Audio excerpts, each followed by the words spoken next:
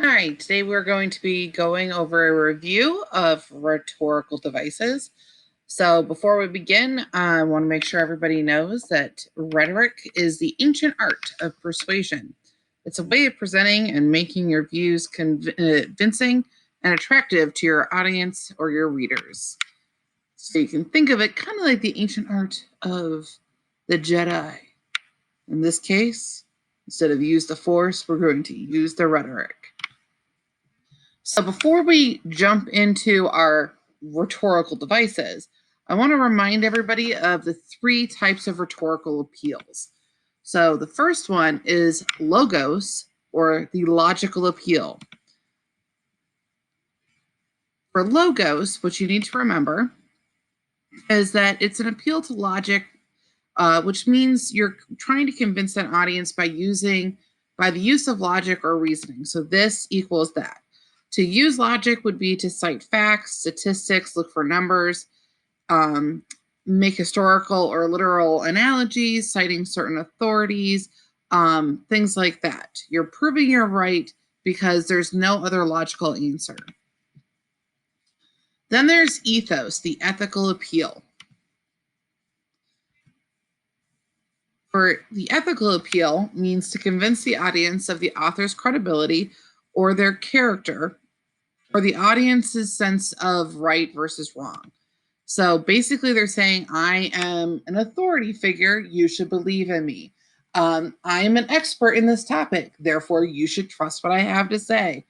Or they're going to be asking you to think about your sense of what is right versus what is wrong, what is justice versus what is a crime, those kind of things. So ethos can be developed by choosing language that is appropriate for the audience and the topic. It also means choosing the proper level of vocabulary, making yourself sound fair or unbiased, introducing your expertise or your pedigree, and by using simple grammar and syntax. You don't want to sound like you're talking down to people, but you also don't want to go over their head. It's walking a fine line. The final one is pathos, or the emotional appeal. So with pathos, what you need to know is that the emotional appeal means to persuade an audience by appealing to their emotions. So you're going to try to do something that either invokes sympathy from the audience, or makes them feel what you want them to feel. Do you want them to feel super patriotic? Are you hoping that you're going to incite them to move, to act on something? So are you going to play on fear or anger? What emotion do you want them to experience so that they take the action you're asking them to take?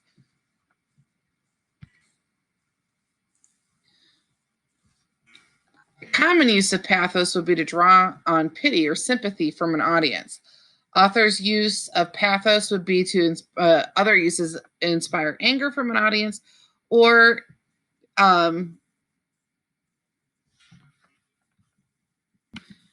patriotism. So, for example, today a new president was officially announced and elected. So that person got up to present a patriotic speech. They called for everybody to remember that they are all Americans. They played a lot on the idea of unity and things like that. But really, what they kept going back to was the idea of patriotism and trying to unite everybody under that guise. So now that we've reviewed our three types of appeals, it's time to look at the rhetorical devices that we're going to be using for the next few weeks or months. So we're going to be using notice and note, and one of the things that we're going to be talking about is rhetorical devices. When we talk about that, there are literally hundreds of different rhetorical devices. So we're going to boil this down and start out with 5. These are 5 of the most common rhetorical devices that you're going to see every single day, whether it's in advertisement or in speeches and things like that. We could go down the gamut if we want to. We can even sit here and argue about the semantics of which ones are most important, but we're going to start off with these 5. All right. So they are repetition, simile or metaphor, allusion, rhetorical question, and then my favorites are the word family, or the plays on words really here. And it's a family of three. We're going to call them euphemisms, idioms, and cliches. So let's start out with repetition. Repetition is when an idea is repeated over and over again. Martin Luther King Jr. was awesome at repetition. In fact, you probably know him for his I Have a Dream speech, in which he said, I have a dream that one day this nation will rise up and live out the true meaning of its creed. I have a dream, I have a dream, I have a dream. In fact, that speech is called I Have a Dream because he said the phrase, I have a dream, 8 times. That's why you call it the I Have a Dream speech. So now's the time to pull out your notes and make sure you have this written down. Repetition is the repeating of a word or a phrase. It is a common rhetorical device used to add emphasis and stress in writing and speech. So there are a lot of different types of repetition. If you go to a website and look up repetition, you will find repetition, but you may also find about 15 other subcategories of repetition. In this case, we're going to lump them all together. So anytime you see the repeating of a word or phrase, that's repetition.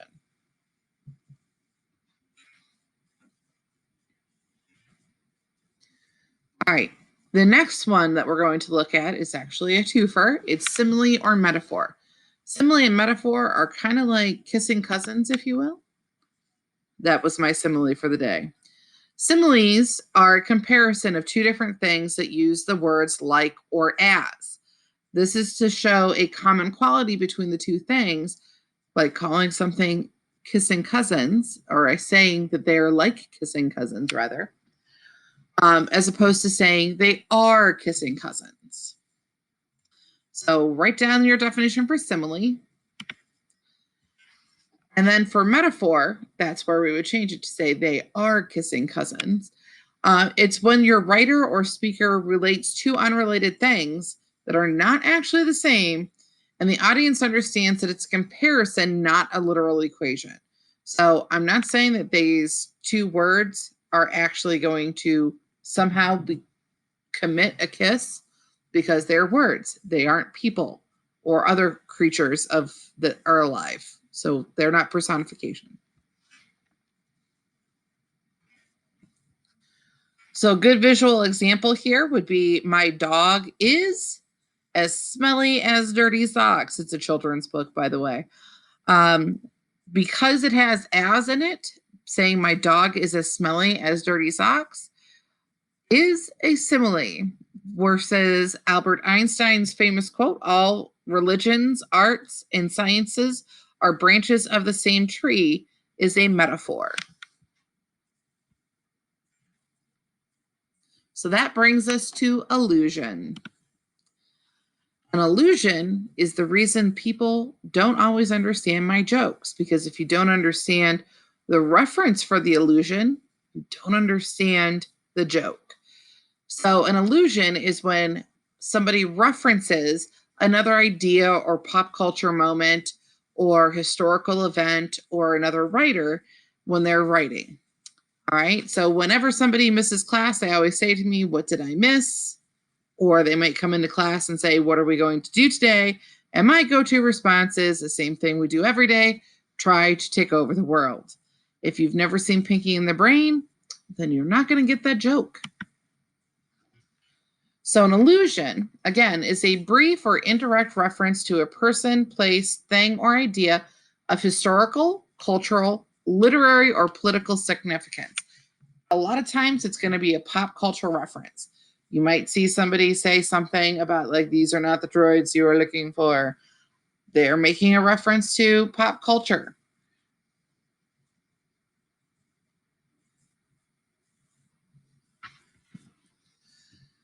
All right. Our next up to bat is the rhetorical question. Rhetorical question is going to ask a question that they're not really looking for you to answer, but it does usually prove their point. For example, in this advertisement, they asked the rhetorical question, You wouldn't eat 22 packets of sugar, so why are you drinking them? They're trying to show you that drinking a can of a cola beverage is often the same thing as eating a whole bunch of sugar. So remember that a rhetorical question is a question used to prove a point. It may have an obvious answer, but the questioner asks it to emphasize their point. They don't actually want you to answer the question.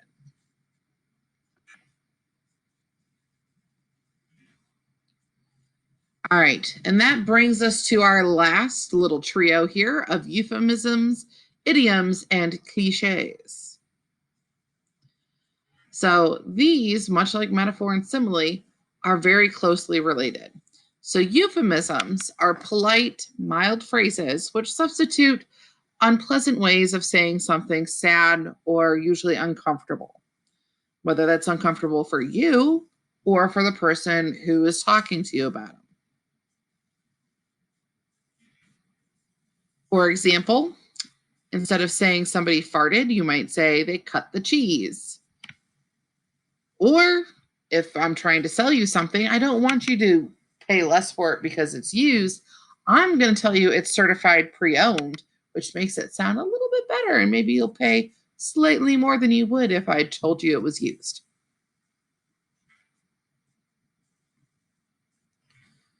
That brings us to idioms. And the illustration at the bottom here is actually to show you the difference between an idiom and a euphemism. An idiom is a phrase that conveys a figurative meaning different from the words that are being used. For example, we might say shooting fish in a barrel or shot yourself in the foot. Here's the thing, a euphemism, say I messed up, can often be difficult for people. So they might actually use the idiom, all right, which is a euphemism as well, and say, oh, I shot myself in the foot there, didn't I?